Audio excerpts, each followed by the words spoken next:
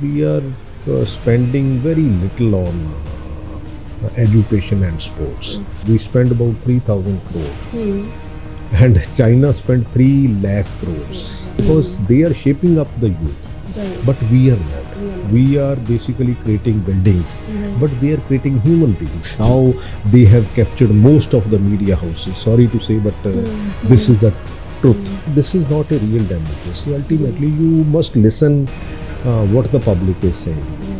Nothing is Khalistan movement, or I don't think so around the world. Yeah. Maybe some agencies are playing, or we understand all these things, but I don't think so. Khalistan is anybody's agenda, because everything is not bad in Punjab. Right. Because we have a very beautiful piece of land. I have seen around the world. We should not give freebies, because if you talk about electricity, now it is almost 24,000 crore a year, 2,000 crore a month. So how you will maintain? We have to take tough decisions to maintain all the problems which Punjab is facing, because we have water problem, we have agriculture problem, we have law and order problem. We have so we have many problems.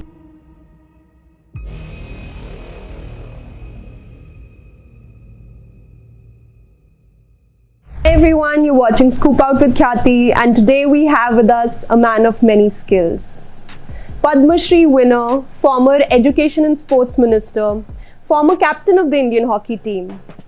A man who needs no introduction, Mr. Pargat Singh. So welcome to True Scoop, sir. Thank you. So the Paris Olympics just concluded, and while our players performed really well, India couldn't get a single gold medal. Why do you think that happened? See, unfortunately, we are not looking at the long-term goals. Because to make a that level sports person, you require 10 to 15 years continuously on his training part, and through various organizations and various education institutions he is passing through. But his continuity is a big problem in our society or in our country. So I think that is the main reason. Because to reach that level, so continuity is not there. So government's long-term planning is not there. And apart from that, we are spending very little on education and sports, because ultimately this is the basically human resources development angle of the country. Right. Because all other countries, they are spending fairly good amount on their youth. Right. But unfortunately, we are not. Right. We are thinking, because in this Olympics also, I was reading somewhere, we spent about 3,000 crore. And China spent 3 lakh crores. Right. It's big difference. So it's a huge difference. Because one day I was sitting on some national channel for debate. I said, if you are giving this this statics, ultimately you see the difference. Right. And they have a bigger pool, because ultimately it is not only the sports but general health also. Right. Because countries are looking at that angle.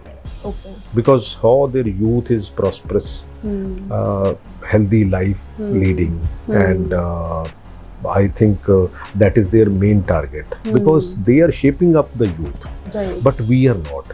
We are basically creating buildings, but they are creating human beings. Right. Exactly. So this is the big difference between our thought process and their thought process. Right.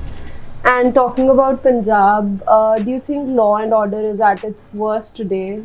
And if yes, then why? See, ultimately, unfortunately, this government, they are purely on a social media networking. They are thinking, because ultimately they are creation of that media only. Because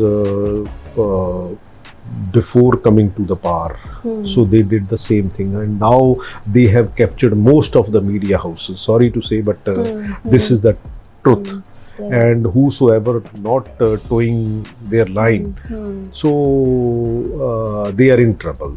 Sometimes even FIRs even registered against those peoples. And but this is not a real democracy. Ultimately, you must listen what the public is saying. Right. Because in democracy, this is the fourth pillar, and you must listen. Ultimately, everything is not done accordingly, but at the same time, if you are listening the voice of the public, so then ultimately you can improve yourself. So if you are demoralizing and you are suppressing it, then ultimately that is not the democracy, and it will not happen in Punjab, because Punjabi voice is always coming up very well in whatever shape and whatever way we are thinking at. True.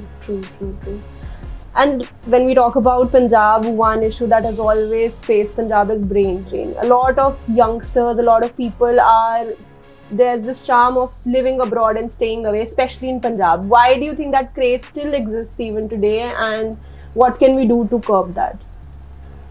See, right now we are facing in a negative situation, because we have to make it on a positive note, because everything is not bad in Punjab, because we have a very beautiful piece of land. I have seen around the world.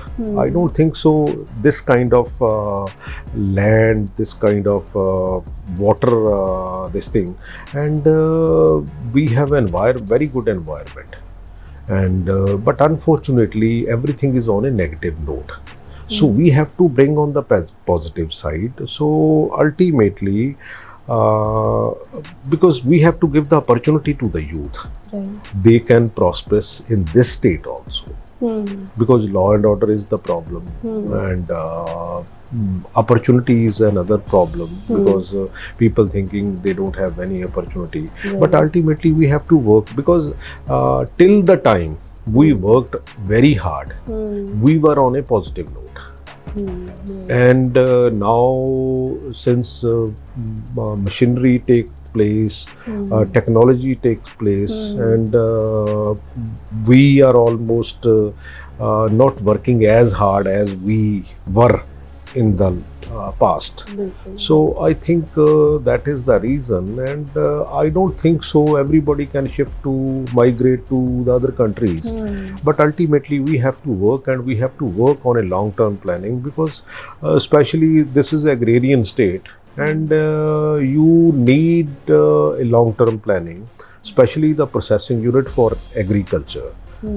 Because if we will have a good industry on those, because shelf life of the product should be on the longer side, so that ultimately we can sell this to, and even we can be a good businessman also, and Punjabis are always prosperous, and they are entrepreneur, and they are finding the way they wanted to do, but yes, we have to take this on a positive note. And then talking about the freebies culture, I feel like almost all political parties have resorted to that at some point. What do you think? Is it harmful to the overall state of democracy and also the government's, the economy, that when we talk about that? Or do you think it has become a must today if you want to win the elections or woo the voters? Look, parties are thinking like that, but the country is going down. Because ultimately, freebies means you are making the most people all the time free, because they don't work. They said if we are getting electricity and many other things, even bus traveling to the women, I don't think so we should encourage all these things. We reduce the fare, we reduce the prices, so that ultimately it should be affordable. But ultimately, see, Punjabi community, they are always looking for langars we are having, and see, ultimately we are thinking at the sponge. Basically, out of your own resources, you make food for the people, but unfortunately now we are dependent on getting subsidies on these items. So I don't think so it is a healthy atmosphere at all. Even across the party line, we should think on these lines. We should not give freebies, because if talk about electricity, now it is almost 24,000 crore a year, 2,000 crore a month. So how you will maintain? Ultimately, it will affect our power sector and power generations. Right. And recently, when the elections concluded, Punjab's result was quite astonishing in the sense that we brought two hardliners into power and with a big margin. So, do you think that's something that should be of a concern to us, or should we fear a boost in the Khalistani movement owing to that? Or no, I don't think so. I don't think so, because see, ultimately, one message is from Punjab is ki, all the political party across, means either Akalis or BJP or Congress or Aam Aadmi Party, so they are not level par what people are thinking. Right. So whatever, see, ultimately, if you talk about Amritpal, see, I don't know who backed him or whose brainchild or whose production is that person. But at the same time, see, whatever you have committed the crime, it should be punishable under that sections only. Right. Because once they put up NSA and put up in Dibrugarh jail, so where the people of that particular area, so they are thinking it is unfair. So that is how that was built up. Right. So apart from that, Sarojit also, because that area, they are always standing against the system. Right. So ultimately, one message from Punjab, this also, because if you are working against the human being, then ultimately we will stand by that. So it is not, nothing is Khalistan movement, or I don't think so around the world. Yeah. Maybe some agencies are playing, or we understand all these things, but I don't think so. Khalistan is anybody's agenda, or maybe some, maybe not a percentage, but maybe 100 or 200 people, they are thinking of those lines. Okay. And in the end, I would like for you to describe the 2027 elections in Punjab. Who do you think will be the CM, and how will that election see, turn out? it's too early to say all these things, because ultimately people are very swiftly give their views. So end of the means very close to when we will reach to this elections.